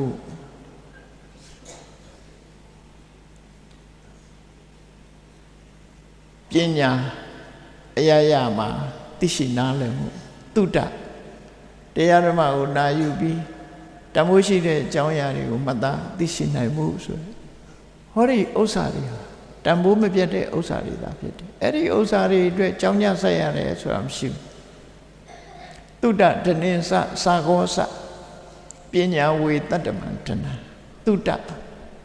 တရားဓမ္မတွေနာတယ်မြတ်စွာဘုရားရဲ့အဆုံးအမတွေကိုမှတ်သားတယ်နာယူတယ်သင်ယူတယ်တုဒ္ဒစာကလှူဒန်းတယ်ပေးကမ်းတယ်လှူဒန်းပေးကမ်းခြင်းကြောင့်လူတွေဟာဘဝတန်တရားမှာမတောင်းမတမကြောင်းမကြပစ္စည်းဥစ္စာနဲ့ပြည့်စုံကြတာဖြစ်တယ်။တာမန်လူတွေကတော့တွေးလိုက်မယ်ကိုယ့်ကိုရှာလို့ရတယ်လို့ထင်ကြတယ်။ပစ္စည်းဥစ္စာဆိုတာကိုကြိုးစားရှာလို့ရတာကြိုးစားရှာလို့ရှာတိုင်းရကြလားဆိုမရဘူးလေ။ဖားကန့်ပဲကြည့်ပေါ့။မြေကြီးရဲရှာနေတဲ့လူတွေအများကြီးမရဘဲနဲ့မြေပို့လို့သေသွားတဲ့လူတွေအများကြီးပဲ။ဒ လူတိုင်းရတာမဟုတ်ဘူးကံရှိမှရတာဖြစ်တယ်ပေါ့ဒါကြောင့်စာကဆိုတဲ့ဒီဥစ္စာဟာဘဝမှာချမ်းသာကြွယ်ဝဖို့အတွက်ဒီကုသိုလ်ကောင်းမှုရှိဖို့လိုတယ်နောက်ဆုံးအသိပညာတတ္ထာသီလဟိရိဥဒ္ဒပသုဒ္ဓစာကပညာလို့ခေါ်တယ်သူတော်ကောင်းဥစ္စာခုနှစ်ဖြာဒါကိုပဲသူတော်ကောင်းတွေကတကယ်ယရဏပစ္စည်းအဖြစ်အသိမှပြုတာဖြစ်တယ်အဲ့ဒါတွေကြွယ်ဝချမ်းသာဖို့လိုအပ်တယ်ပေါ့အဲ့ဒါတွေကြွယ်ဝချမ်းသာရေးအတွက်မြတ်စွာဘုရားဟာတာရောယဟုလာလေးကိုကဲယဟုလာလူချစ်တယ်ဟာရွှေတွေငွေတွေဆိုတဲ့ယရဏပစ္စည်းတွေဟာတောကကိုဖြစ်စေတတ်တယ်စိတ်ပင်ပန်းမှုကိုဖြစ်စေတတ်တယ်တောကနဲ့စိတ်ပင်ပန်းမှုကိုမဖြစ်စေနိုင်တဲ့ပစ္စည်းဥစ္စာကတခြားမဟုတ်ဘူးခုပြောရတဲ့တတ္တာသီလသုဒ္ဓတတ္တာသီလဟိရိဝတ္တပသုဒ္ဓစာကပညာဆိုတဲ့ဒီသူတော်ကောင်းဥစ္စာတွေပဲဆိုကိုရင်ဝတ်ပေးလိုက်တာအဲ့ဒီ9မျိုးရတာဖြစ်တယ်အဲ့ဒါရှင်ပြုခြင်းရဲ့အနှစ်သာရပဲเนาะဒီလိုရှင်ပြုခြင်းရဲ့အနှစ်သာရကိုအဲ့ဒါလိုနိုင်မှတ်သားအဲ့တော့သာသနာပေါင်းဝင်ပြီးတော့ရှင်ယဟန်ပြုကြတယ်ဆိုတဲ့ပုဂ္ဂိုလ်တွေဟာရည်ရွယ်ချက်တွေရှိကြတယ်အဲ့ဒီရည်ရွယ်ချက်ကမှန်ကန်တဲ့ရည်ရွယ်ချက်အခုရှင်ဘဝရောက်ကြတဲ့ပုဂ္ဂိုလ်တွေကတန်တရားဥက္ကလွတ်ဖို့နိဗ္ဗာန်ကိုမျက်မှောက်ပြုနိုင်ဖို့ဆိုတဲ့ရည်ရွယ်ချက်နဲ့ဓမ္မရှင်ပြုခြင်းအနှစ်သာရကိုရရှင်တကာရှင်မအလှတကာလှမတွေကလည်းတို့လှူဒန်းလိုက်တဲ့သင်္ကန်းသပိတ်ပြိခရာကိုဝတ်ယုံပြီးတန်တရားဝကလွတ်မြောက်နိုင်ပါစေဆိုတဲ့မေတ္တာထားဖို့လိုတယ်ပေါ့ရှင်ပြုပေးတိုင်းတို့လှူတဲ့တန်းနဲ့ဆွမ်းတို့လှူလိုက်တန်းလိုက်တဲ့သင်္ကန်းကိုဝတ်ယုံပြီးဒီပုဂ္ဂိုလ်ဟာတန်တရားဝကနေလွတ်ကင်းအောင်ကျင့်ဆောင်နိုင်ပါစေဆိုရင်သူလည်းအနှစ်သာရရသွားအဲ့ဒါလိုမဟုတ်ဘဲနဲ့အလှဝဲကြီးငါတို့ကြီးကျယ်ကြီးလှူနိုင်တယ်ဆိုပြီးတော့ဂုံယူဖို့လောက်စိတ်ထဲမှာနှလုံးသွင်းမဲ့ဆိုရင်အနှစ်သာရရမှာမဟုတ်ဘူးနှစ်သာရလျော့နေသွားနိုင်တယ်ဒါကြောင့်မို့ရှင်ပြုပြီးဆိုတဲ့အခါမှာအနှစ်သာရရအောင်ကြိုးစားဖို့လိုတယ်တကယ်ကိုဒီရှေးတုန်းကသာသနာ့ဘောင်ဝင်ပြီးတော့တရားဓမ္မကျင့်ကြံကြိုးကိုအထုတ်တဲ့ပုဂ္ဂိုလ်တွေရဲ့ရည်ရွယ်ချက်ကလေးကိုပိစိကဗုဒ္ဓ5ပါးပိစိကဗုဒ္ဓဖြစ်သွားတဲ့သူတော်စင်5ဦးပြောပြတဲ့စကားလေးကိုမှတ်သားနိုင်ကြည့်သူတို့ဘာဖြစ်လို့ယဟန်အဖြစ်ပိစိကဗုဒ္ဓရှင်ယဟန်အဖြစ်ခံယူကြတယ်လဲဆိုအဲ့ဒီမှာဗာရဏသီပြည်ပြမရမင်းကြီးရဲ့နန်းတော်ပိစိကဗုဒ္ဓ5ပါးရောက်ရှိလာပိစိကဗုဒ္ဓ5ပါးကိုဗာရဏသီဘုရင်ကြီးကပင့်ပြီးတော့နန်းတော်မှာဆွမ်းကပ်တယ်အဲဆွမ်းကပ်တဲ့အခါမှာစကားထက်သမီးပြောရင်းကနေပြီးတော့အရှင်ဘုရားတို့အခုလိုလူလောကကိုခွာရှောင်ပြီးတော့ရဟန်းဘဝကူးပြောင်းလာတာဘာရည်ရွယ်ချက်တွေနဲ့ကူးပြောင်းလာကြတာလဲငယ်ငယ်ရွယ်ရွယ်နဲ့ဘာကြောင့်သင်္ကန်းဝတ်ကြတာလဲဆိုတော့ဘုရင်ကြီးကမေးတယ်အဲ့ဒီမေးတဲ့အခါမှာသူတို့ဖြေတဲ့အဖြေလေးတွေဟာအလွန်မှတ်သားစရာကောင်းတယ်နော်ပထမပိစိကဗုဒ္ဓကဘာပြောတော့ဆိုမိတ္တောမိတ္တတပါဏိယံအဋ္ဌိနံပရိပုံစီတာတေနပစ္ဆဝိစိကုစိန်တံပပံပကတံမယမပုဏ္ဏပကတံပါပံတတ္တမမာပုဏ္ဏအကရံပါပံတတ္တမပပ္ပစိတောအဟံသူဘာဖြစ်လို့သင်္ကန်းဝတ်တယ်ဆိုတော့သူပြောပြသူဟာတာမန်လူတယောက်ဘဝတုန်းကအလုပ်လုပ်တဲ့အခါကျတော့ခုခေတ်တော့ရေတံဘူးဆောင်မှာပေါ့သူတို့ခေတ်ကတော့ဘူးလုံးကိုထွင်းထားတဲ့ရေဘူးလေးတွေလှုပ်လို့ရင်မောလို့ရှိရင်ရေတောက်ဖို့ရေကိုယူသွားကြတယ်ဘူးထဲမှာထည့်ပြီးအဲ့လိုလှုပ်လို့ရင်မောတဲ့အခါကျတော့တကယ်ချင်းနှစ်ယောက်နားရင်းကနေပြီဟိုတကယ်ချင်းတစ်ယောက်အလစ်မှာကျန်တဲ့လူတစ်ယောက်ကသူ့ဘူးထဲကရေကုန်မှာဆိုတော့တကယ်ချင်းရဲ့ဘူးထဲကရေကိုတောက်လိုက်တယ်သူနော်သူ့ဘူးထဲကရေမကုန်အောင်လို့သူများဘူးတဲ့ဟာကိုတိတ်ခိုးတောက်တာဘာမှတန်ဖိုးမရှိပေမဲ့လို့စိတ်ကမယိုးသားဘူးပေါ့နော်သူ့ဘူးတဲ့ရေကိုမြတ်ကြံမှုစားလို့ရှိရင်သူတောက်နိုင်အောင်လို့ သူများဖူးတဲ့ကရေကိုတိတ်တဆိတ်ခိုးတောက်တယ်ညနေအလုတ်သိမ်းလို့အိပ်ပြန်ညတဲ့အခါမှာသူစဉ်းစားတယ်ငါဘာများမဟုတ်တာလုပ်မိပါလိမ့်မယ်လို့စဉ်းစားလိုက်တဲ့အခါလေးလေကသူများရေဘူးမှန်းသိရတဲ့ခိုးတောက်မိတာသူသွားတွေ့လိုက်တဲ့အခါမှာသူတော်တော်စိတ်မကောင်းဖြစ်တယ်စိတ်မကောင်းဖြစ်ပြီးတော့ငါဒီလိုမတရားတဲ့စိတ်သူများပစ္စည်းကိုမတရားယူခြင်းတဲ့စိတ်တွေဟာတိုးပွားလာမယ်ဆိုရင်ငါအပင်ငယ်ရောက်သွားနိုင်တယ်ဒီအကုသိုလ်လက်ခံလို့မဖြစ်ဘူးဒီအကုသိုလ်ကိုနှိပ်ကွက်မှာပဲဆိုပြီးနောက်ထပ်မလုပ်ဖြစ်အောင်လို့ဆိုပြီးအဲ့ဒီအကုသိုလ်ကိုအာယုံပြုပြီးတော့သူတရားကျင့်တာနှလုံးသွင်းတာပိစိကဗုဒ္ဓဆိုတာဆရာမရှိဘဲနဲ့ဝိပဿနာကျင့်စဉ်ကိုကျင့်နိုင်တဲ့ပုဂ္ဂိုလ်တွေပေါ့အဲ့ဒါလို့တရားနှလုံးသွင်းလိုက်ရင်ကနေသူကပိစိကဗုဒ္ဓဖြစ်သွားတယ်အဲ့တော့ဆိုလိုတာကသူယဟန်ဘောကကုမြောင်းတာဟာသူများရဲ့ရေကိုတိတ်တဆိတ်ခိုးတောင်းမိတဲ့အပြစ်ကိုကျူးလွန်ခဲ့လို့ဒီအပြစ်မျိုးနောက်ထပ်ရောက်မှကြောက်တဲ့အတွက်ကြောင့်ဒီအကုသိုလ်ကိုဖယ်ရှားဖို့ရှင်ပြုတယ်ယဟန်ခံတယ်လို့ဒီလိုထိပဲရတယ်ပေါ့နော်အဲ့တော့မကောင်းမှုအကုသိုလ်ကိုကြောက်ပြီးတော့သူဟာယဟန်ပြုခဲ့ပါတယ်လို့ဒီပိစိကဗုဒ္ဓကဒီလိုပြောတယ်နောက်တစ်ခါဒုတိယပိစိကဗုဒ္ဓကတော့ဘာပြောတော့ဆိုပရဒါရင်စဒိဋ္ဌဝါနသံတော်မိဥဒပိစ္ဆတာသူ့ဘဝမှာတဲ့သူဒီသာသနာပေါင်းဝင်လာတာတခြားမဟုတ်ဘူးတဲ့ဆိုင်တစ်ဆိုင်ကိုသူသွားလိုက်တယ်အဲ့ဒီဆိုင်မှာဆိုင်ပိုင်ရှင်အမျိုးသားနဲ့အမျိုးသမီးခန့်ငယ်ငယ်ဆိုင်မှာထိုင်ပြီးတော့ရောင်းတယ်သူကဈေးဝယ်ဖို့ရလှက်ပတ်ကြည့်ရင်းကနေပြီးတော့ဆိုင်ပိုင်ရှင်အမျိုးသမီးကရုပ်လေးကချောချောမောမောလေးဆိုတော့သူစိတ်ထဲမှာပြစ်မှားမိသွားတယ်နော်စိတ်ထဲကပြစ်မှားမိတာဇာကပြစ်မှားတာမဟုတ်ဘူးစိတ်ထဲကပြစ်မှားမိလိုက်တဲ့အခါသူထိတ်လန့်သွားတယ်အော်သူတို့ဘာတာမယအပေါ်မှာငါပြစ်မှားမိသွားပါလားဒီအကုသိုလ်ကြီးထွားလာလို့ရှိရင်ငါဒုက္ခရောက်လိမ့်မယ်ဆိုပြီးသူလည်းပဲအကုသိုလ်အပြစ်ကိုမြင်ပြီးတော့တရားကျင့်လိုက်တဲ့အခါပိစိကဗုဒ္ဓဖြစ်ရောက်သွားဒီအကုသိုလ်ကိုကြောက်လို့တရားကျင့်တယ်ဒီအကုသိုလ်ကလွတ်ဖို့ရအတွက်ပိစိကဗုဒ္ဓအဖြစ်ယဟန်ခံပြီးတော့တရားကျင့်လိုက်တာယဟန်ဖြစ်ကိုရရှိသွားတာတခါတတိယပိစိကဗုဒ္ဓကပြောတော့ပိတရံမေမဟာရာဇသောရအကနုကာနနေတေတဟံပုစိတောဇာနံအညထာနံဝိယသူတို့ကတော့သားဖနှစ်ယောက်တော်လန်ခရီးကိုဖြတ်တန်းနေတယ်အဲ့ဒီအချိန်မှာတောထဲမှာပြန်မေးဆွဲတဲ့သဘုံတွေရှိတယ်ပြန်မေးဆွဲတဲ့သဘုံတွေကသားအဖဆိုလို့ရှိရင်နော်ဒီသားကိုဖမ်းပြီးတော့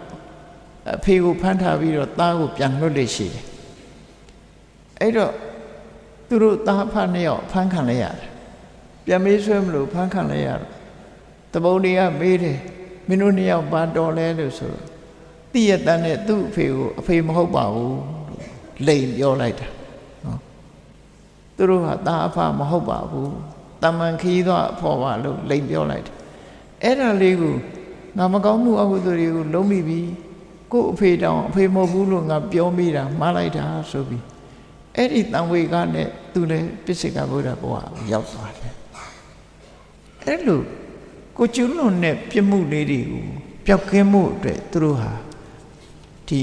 ရံပြုကြတယ်လို့သူတို့ဆိုလို့ရပေါ့နော်နောက်တစ်ခါနောက်တစ်ဦးကတော့၄ပါးမြောက်ပိစိကဗုဒ္ဓကဘာပြောတော့ပါဏာတိပါတမကရုံသောမယာကိဥပဋ္ဌိတေတေတဟံသမနုညသိသူ့ရဲ့အဖြစ်ပြကတော့သူကခြေရွာအုပ်ချုပ်ရေးမှုရွာတကြီးပေါ့ခြေရွာအုပ်ချုပ်တဲ့ရွာတကြီးဘဝမှာသူတို့ဘာသာတရားထုံးစံအရာလာအသစ်ပေါ်လာတဲ့အခါမှာရစ်ပူဇော်ခြင်းဆိုတဲ့အလုပ်ကိုလုပ်ကြတယ်သူတို့ခေတ်သူတို့ဒေသသူတို့ထလေနဲ့တရားတွေကိုတတ်ပြီးတော့ရစ်ပူဇော်တဲ့အလုပ်အဲ့တော့ရစ်ပူဇော်တဲ့အလုပ်သူကခြေရွာတကြီးအုပ်ချုပ်တယ်ဆိုတော့သူ့ရွာသားတွေကိုသူကတရားတွေကိုတတ်ပြီးရစ်ပူဇော်ဖို့လုပ်နေကြထုံးစံကိုသူ့စီကခွင့်ပြုမိန်တောင်းရတယ်တောင်းတဲ့အခါမှာသူကခွင့်ပြုပေးလိုက်တော့အဲ့ဒီနေ့ညမှာနွားတွေစိတ်တွေကြက်တွေတတ်ကြတယ်တို့တဲ့တတ်ပြီးတော့ရစ်ပူဇော်ကြအဲ့ဒါတွေကိုကြည့်ပြီးတော့သူစိတ်မကောင်းဖြစ်တယ်ငါခွင့်ပြုလိုက်တာနဲ့ကြည်တန်းတရားတွေအများကြီးတည်သွားပြီဆိုစိတ်မကောင်းဖြစ်ရကနေပြီး အဲ့ဒီတန်ဝေကစွမ်းအားနဲ့သူဟာယဟန်ဘဝပြောင်းပြီးပိစိကဗုဒ္ဓဖြစ်သွားတာဖြစ်တခါနောက်ဆုံးကိုတော့ကတော့သူ့ဘဝကိုဗာပြောတော့ဆိုသူရမေရယမာဓုကာယေဇနာပထမသူနောဘဟုနန္တေအနတ္ထယမစ္ဆပန္နာမကပ္ပယောတေတဟံသမနုညတေကျေးရွာမှာပွဲသဘင်တစ်ခုရှိတဲ့အခါကျတော့သေးရဲ့မတောက်စားရဘူးဆိုတဲ့ဥပဒေကတားမြစ်ထားသို့တော့ပွဲလန်းသဘင်ရှိတဲ့အခါမှာလူတွေကရွာတကြီးစီကပ်ပြီးတော့ခွင့်ပြုချက်တောင်းရတယ်တောင်းတော့ကဲပွဲလန်းသဘင်ရှိလို့ဒီကနေ့တော့တေးသစ္စာတောက်ခွင့်ပေးလိုက်တယ်ပေါ့သူကခွင့်ပြုမိတ်ပေးလိုက်တယ်ပြောရမယ်ဆိုခုခေတ်လို့ဆိုအရက်လိုင်စင်ချပေးလိုက်တယ်ပေါ့နော်အဲ့ဒီမှာလူတွေကတောက်ကြစွာကြရံဖြစ်ကြတယောက်နဲ့တယောက်ရိုက်ကြနှက်ကြတတ်ကြပုတ်ကြနဲ့အရက်မူးပြီးတော့လူတွေရဲ့သွေးရဲရဲတန်ရဲရဲဒုက္ခတွေဖြစ်နေတာတွေကိုသူကြုံတွေ့ရတဲ့အခါကျတော့ဩဒါငါခွင့်ပြုချက်လုပ်လိုက်လို့ဒီလိုဖြစ်ကုန်တာပါလားလို့ဆိုပြီးတန်ဝေကရပြီးဒီအကုသိုလ်တွေကငါ့ကိုကြိုးပြီးမှာပဲဆိုပြီးကြောက်လန့်ပြီးဒီအကုသိုလ်တွေကိုကာကွယ်ဖို့ဆိုပြီးတော့တရားကျင့်ရင်ကနေပိစိကဗုဒ္ဓဖြစ်သွားတာအဲ့တော့ဒီအမျိုးကောင်းသားပိစိကဗုဒ္ဓ9စုဟာသူတို့လုပ်ခဲ့တဲ့မကောင်းမှုအကုသိုလ်လေးတွေကလွတ်မြောက်ဖို့ဆိုပြီးတော့ရှင်ယဟန်ဘဝကိုရယူကြတာပဲဖြစ်တယ်ဒါဟာရှင်ယဟန်ဖြစ်ခြင်းရဲ့အနှစ်သာရရှင်ပြုခြင်းယဟန်ခံခြင်းရဲ့အနှစ်သာရဆိုတာအဲ့ဒီကုသိုလ်ကောင်းမှုတွေကိုတမိုးကြီးမားလာတဲ့တရားဥတရားမြတ်တွေကိုရမှသာလေတကယ်အနှစ်သာရဆိုတာဖြစ်အဲ့တော့ဘုရားဘာသာတို့ရဲ့ရှင်ပြုခြင်းအနှစ်သာရဆိုတာအလွန်မြင့်မြတ်တယ်လို့ဒီလိုမှတ်ရတမန်တခြားဘာသာတွေမှာလည်းပဲရှင်ပြုတယ်တို့ဘာလို့ကြားရတယ်အဲ့တော့ဘုရားဘာသာရဲ့ရှင်ပြုမှုဆိုတာဒီလိုရင်ထဲကကိလေသာတွေကိုရင်ထဲနှလုံးထဲမှာဖြစ်တဲ့အကုသိုလ်တရားတွေမဖြစ်ရအောင်ချိုးနေတဲ့အနေနဲ့အကုသိုလ်မဖြစ်ရအောင်ကျင့်ကြံကြိုးကုပ်အထောက်ပြီးတကယ်တမိုးကြီးမားတဲ့တတ္တာသီလဟိရိဥဒ္ဒပတတိသံဃာပညာလို့ဆိုတဲ့သုဒ္ဓသံဃာပညာလို့ခေါ်တဲ့ဒီသူတော်ကောင်းဥစ္စာတွေရဖို့ရအတွက်ရှင်ပြုကြတာလို့ဆိုအဲ့တော့ဘုရားဘာသာတို့ရဲ့ရှင်ပြုမှုအနှစ်သာရဟာအဲ့ဒီမှာမှတကယ်အနှစ်သာရလို့ဆိုတာမှတ်ယူကြမှာဖြစ်တယ်အေးရှင်ပြုခြင်းယဟန်ခံခြင်းသာသနာ့ဘောင်ဝင်ရောက်ခြင်းတုံလဘယဟန်အဖြစ်ခံယူခြင်းတုံလဘရှင်သာမဏေအဖြစ်ခံယူခြင်း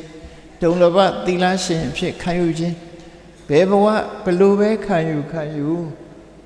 ပိစိကဗုဒ္ဓ9စုတို့ရဲ့စိတ်နှလုံးသွင်းတာမျိုးလို့မကောင်းမှုအကုသိုလ်တွေဒုကင်းအောင်လုပ်ဖို့ဆိုတဲ့ရည်ရွယ်ချက်ကိုအဓိကထားပြီးလုံးမအနှစ်သာရကိုရမှာဖြစ်တယ်အနှစ်သာရကိုမသိလို့ရှိရင်အနှစ်သာရမရနိုင်ဘူးဒါကြောင့်တရားချစ်ခင်သူတော်စင်ပြိဿအပေါင်းတို့ဘုရားဘာသာတို့ဆောင်ရွက်လုပ်ကံလေးရှိကြတဲ့ရှင်ပြုခြင်းရဲ့အနှစ်သာရဆိုဒီမှာသူတော်ကောင်းဥစ္စာခုနှစ်ပြမိမိတဏ္ဍာမှာဖြစ်ပွားအောင်ကြိုးစားအထောက်ခြင်းသာဖြစ်တယ်ဆိုတာကိုကိုယ်စီမှတ်သားနာယူပြီးအနှစ်သာရရရှိအောင်ဆောင်ရွက်လုပ်ကံနိုင်ကြပါစေကုန်သတည်း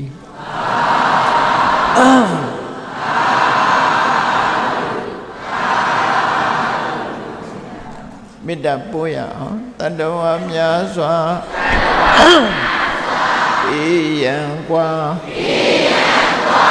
ချမ်းသာကြပါစေတတ္တဝါများစွာအေးရန်กว่าချမ်းသာကြပါစေမေတ္တာရေချမ်းတွန်းငါဖြံငြိမ်းချမ်းကြပါစေမေတ္တာရေချမ်းငြိမ်းတွန်းငါဖြံငြိမ်းချမ်းကြပါစေသက်ရှိချမ်းသာစိတ်ချမ်းသာလူရဆန္ဒပြည့်ပါစေသက်ရှိချမ်းသာစိတ်ချမ်းသာလူရဆန္ဒပြည့်ပါစေ ဖောလန္တာဒုက္ခပင်ကစားမေတ္တာပုံနေတုသင်္ကမမနောတရတိတဗ္ဗေတံဘဝယံတုတုကန္တကမေတ္တာပုံနေတုသင်္ကမစုပေါင်းပုအမေတ္တာတဟုရောင်မြူပါဝင်ဝေလာမင်းနှင့်ရောင်ကြီးရှဲယုံပေါင်းဆောင်ရခြင်းကြောင့်တဗ္ဗေတံကျွေးမဲ့ဥတ္တုံလုံးစုံများစွာတတ္တဝါတို့၏မနောတရတိမြင်မြန်ဖြူစင်အေးကြည်လင်းသည့်ရေစင်ပြည့်တင်းစိတ်နှလုံးတည်ဟုသောရေအိုင်ကြီးအတွင်၌ဒုက္ခပင်ကစားစင်ထောရအေးမြကြည်သာတာယာပွင့်လန်းချမ်းသာဒုက္ခတည်ဟုသောကုဗုဒ္ဓရာဇာဗန်တို့သည်ဖုံးလန်းတဝန္တာရွှေမြူဝမုံလူလျက်ကြည်နုပွဲကြုံဖူးပွဲညဂုံသည်ဖြစ်၍သူကန္တကလေးအောင်လေးတဲ့ရောရှဲသင်ပြန်ပိတိတိဟုသောယနန်တို့သည်ဘဝယံတုကောင်းစွာမဲ့သွေကြိုင်လိုက်၍နေကြပါစေကုန်တည်း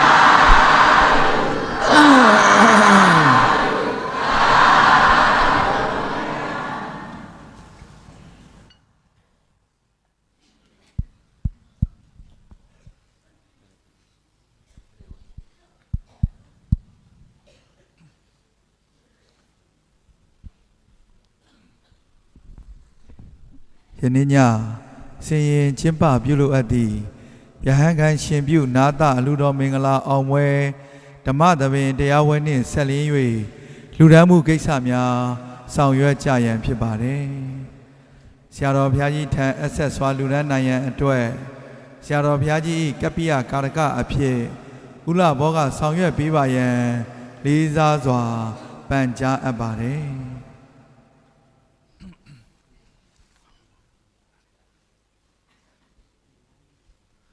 ယနေ့ည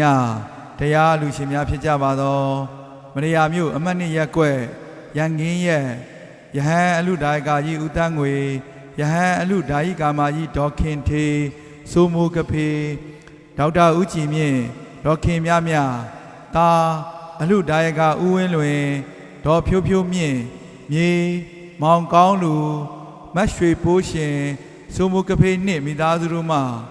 ဆရာတော်ဘုရားကြီးထံသင်္ကန်းတွိစုံနှင့်ဓမ္မပူဇာအလှတော်ငွေ35သိန်းကျပ်လှူဒန်းပေးရန်ဖြစ်ပါတယ်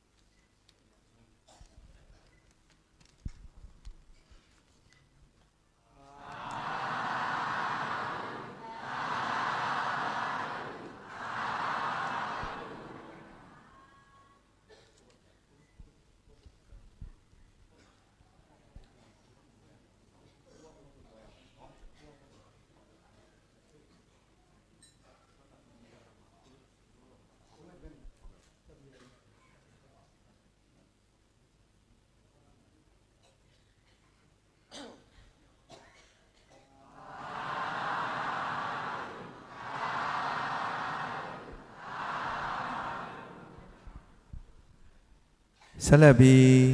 ဦးတန်းငွေဒေါ်ခင်ထေစိုးမိုးကဖေးမိသားစုတို့မှဆရာတော်ဘုရားကြီးထံသင်္ကန်းနှင့်ဓမ္မပူဇာလူတော်ငွေ10သိန်းလှူဒန်းပေးရန်ဖြစ်ပါတယ်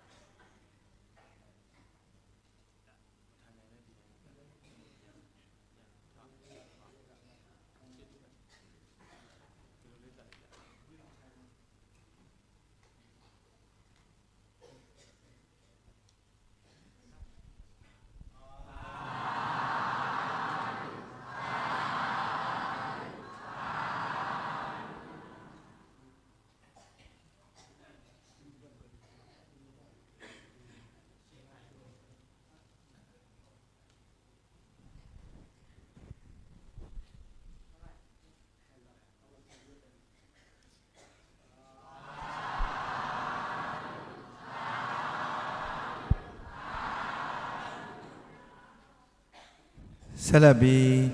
ဒေါက်တာဦးကြည်မြင့်ဒေါခင်မြမြသားသမီးမြေးမြင့်တစုတို့မှ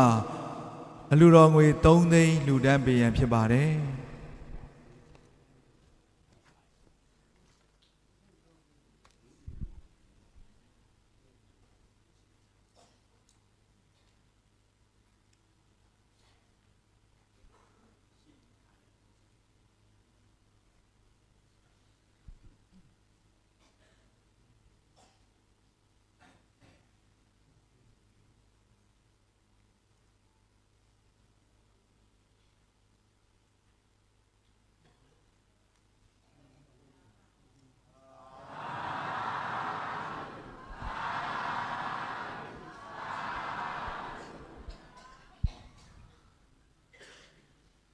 ဆက်လက်ပြီးလက်ပံလနေဦးထေးမောင်ဒေါ်မာတင်မိသားစုတို့မှနဝကမ္မ2 သိန်း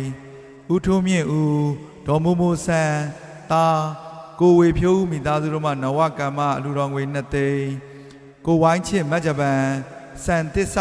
တန်ဆိုင်မိသားစုတို့မှအလူတော်ငွေ2 သိန်းကျပ်တို့အားစုပေါင်းလှူဒန်းပေးရန်ဖြစ်ပါတယ်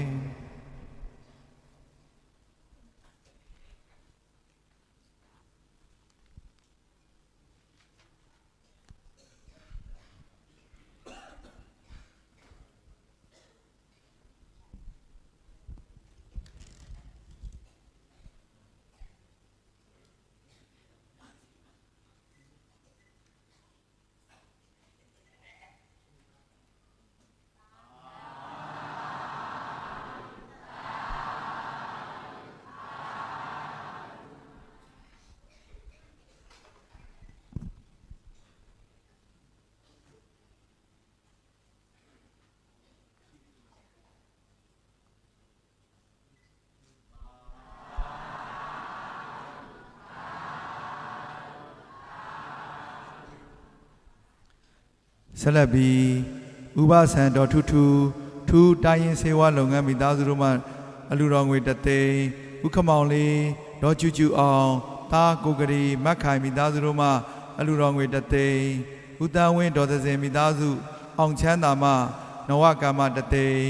ဥချောဒေါ်တောင်းကြီးသိန်းကဘာရွှေဆိုင်မိသားစုတို့မှနဝကမ္မ1 သိန်းနဲ့ဥအောင်လွင်ဒေါ်မြတ်ဖြိုးဝေတာ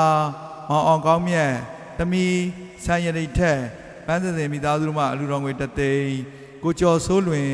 မတ်ဆိုးမိုးအောင်စိုးမိုးကဖေးမိသားစုတို့မှအလူတော်ငွေ1 သိန်းအားအများကိုစားကိုကျော်စိုးလွင်မတ်ဆိုးမိုးအောင်စိုးမိုးကဖေးမိသားစုမှ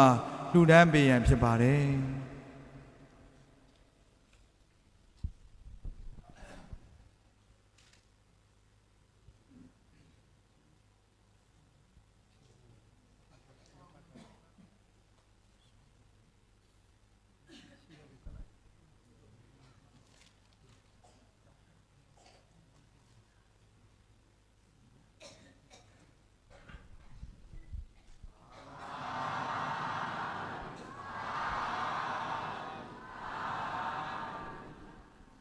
ဆက်လက်ပြီးနှစ်ဖက်မိဘများအမှုထား၍ဦးညွန့်ဦးဒေါ်အေးတူတာမောင်ဝေယံဦးသမီးမတ်စုမြတ်သိန်းမိသားစုတို့မှနဝကမ္မ1 သိန်းဦးဆိုင်ဝေလင်းဒေါ်ရွှေရီဝင်းမြို့နယ်အုပ်ချုပ်ရေးမှူးတပိတ်ချင်းမြို့နယ်အထွေထွေအုပ်ချုပ်ရေးဦးစီးဌာနမှသင်္ကန်းတွဲဆောင်နှင့်နဝကမ္မ1 သိန်းမမြင့်မြင့်ခိုင်မမြင့်မြင့်ခင်တာဝီလျံဖြိုးဝီလျံမိုးသမီးမအေးမြမြမိုးဖြူစင်ခိုင်မိသားစုတို့မှနဝကမ္မ1 သိန်းဦးညိုမောင်ဒေါ်ရင်မေရွှေဘုံစံကျောင်းတိုင်ကာမိသားစုတို့မှနဝကမ္မ1 သိန်းဦးထေးမြင့်ဒေါ်မြင့်မြင့်မော်ချန့်ခိုင်စတိုးမိသားစုတို့မှနဝကမ္မ1 သိန်း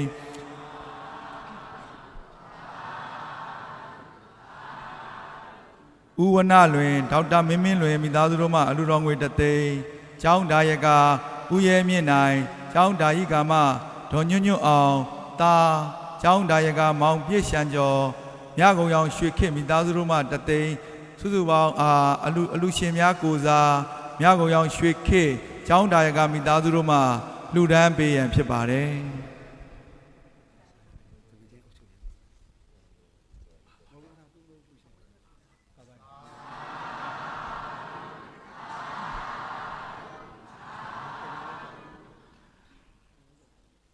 ဆက်လက်ပြီးဦးမင်းတန်းဒေါ်မေတန်းနယ်မိသားစုတို့မှနဝကမ္မ9,500ဦးထွန်းမြင့်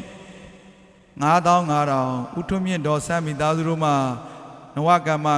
9,000ဦးသိန်းစိုးဒေါ်ခင်စန်းတင်345ဥစ္စာမနဝကမ္မ9,000ပန်းရဓမ္မရောင်ကြီးမိသားစုတို့မှနဝကမ္မ9,000ဦးအောင်တန်းဒေါ်ခင်ကြီးသမီးဆီယာမဒေါ်မာတင်မိသားစုတို့မှနဝကမ္မ3,000ဦးလိုင်ဝင်းဒေါ်အေးမာတာကောင်းခန့်သာသမီးငွေအိမ်စီမိသားစုတို့မှနဝကမ္မ3,000ဆီယာမကြီးဒေါ်ခင်ဝင်းဝင်း6မြို့မှနဝကမ္မ3,000ဦးအောင်မင်းဒေါ်တန်းညွန့်ဗိုလ်ဒေသရမနဝကမ္မ3,000ဒေါ်တောင်းရင်သမီးမမြင့်မြင့်အေးတပုတ်ပင်ရမနဝကမ္မ3,000နဲ့ဒီနေ့ညတရားနာပြည်သက်ပေါင်းသူတော်ကောင်းတို့၏အများပေါင်းစုလူဒန်းငွေ16သိန်းတို့အားအများကိုစားဦးချောမှလူဒန်းပေးရန်ဖြစ်ပါတယ်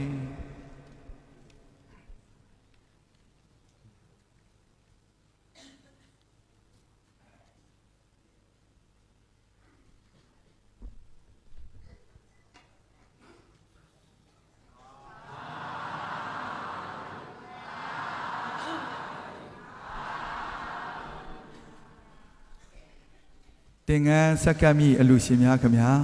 ဆရာတော်ဘုရားကြီးထံယိုသေးစွာဖြင့်သင်္ကန်းစက္ကပ်လူဒန်းပေးရန်ဖြစ်ပါတယ်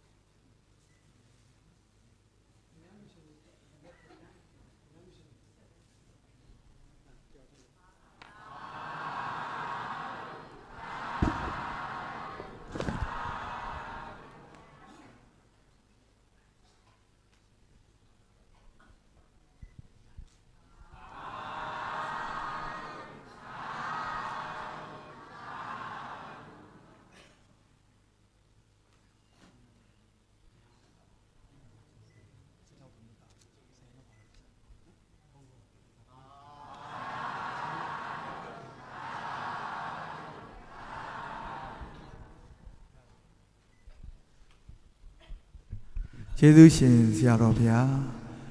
ယနေ့ညလူတိုင်းရပါသောကောင်းမှုအစုစုတို့အတွက်တရားအလူရှင်များနှင့်တကွာတရားနာပြည့်သက်ပေါင်းသူတော်ကောင်းတို့နှင့်အတူ32ဘုံကျင်လည်ကုန်သောလူနတ်မြမဝိနည်းတတ္တဝါအပေါင်းတို့အားကုသိုလ်အမြကိုယ်စီရရှိကြစေရန်အလွတ်ငါရေဆက်တွန်းချဝေမျှလိုကြသည်ဖြစ်ပါ၍ရေဆက်ချတရားဟောကြားချီးမြှင့်တော်မူပါယံခြေတော်အစုံဥခိုက်၍ယိုသေးစွာလျှောက်ထားအပ်ပါသည်ဖျားအလုံးစုံချအရှင်ဖျားဖျားတပည့်တို့သည်ဓမ္မအသိဉာဏ်ရရှိမှသာလျှင်နိဗ္ဗာန်ချမ်းသာကိုရမောပြုနိုင်ပါသောကြောင့်ဓမ္မအသိဉာဏ်ရရှိစေရန်ရှိတန်ကြလျက်ဓမ္မသဘင်ရှင်ကျင့်ပါ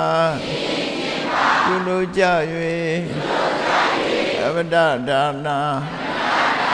ဓမ္မဒါနာတရားအလူတော်ကို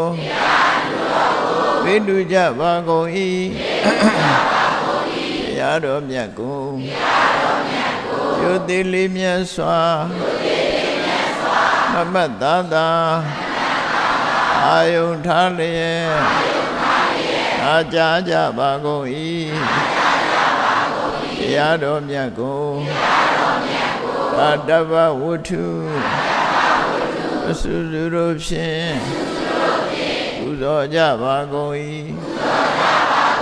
ယနေ့ယခုအာထုတ်ပြုလုပ်ကြရသောတရားဟောရခြင်းဓမ္မဒေသနာတရားနာရခြင်းဓမ္မသဝနာတရားတော်ကိုပေးလူရခြင်းဓမ္မဒါနာတရားတော်ကိုဝ ပူဇော်ရခြင်းဓမ္မပူဇာကုသိုလ်စေရနာဖြာပြတို့သည်ဒုက္ခခတ်သိချုပ်ငြိမ်းရမှန်နိဗ္ဗာန်ဤအကြောင်းထောက်ပံ့ဖြစ်ပါစေသာရှင်ဘုရားဤကောင်းမှု၏အဖို့ဘာကကိုအမိအဖာအဖို့အဖွာဆရာသမားမဆာပြေကဘာသူကဘာသာလူနတ်မြမတတ္တဝါများတို့အားမြအမြဝေငါပါကုန်၏ကုသိုလ်အမြကိုစီရကြကုန်သည်ဖြစ်၍ကိုယ်စိတ်နှဖျားချမ်းသာကြသည်ဖြစ်ကြပါစေကုန်သတည်း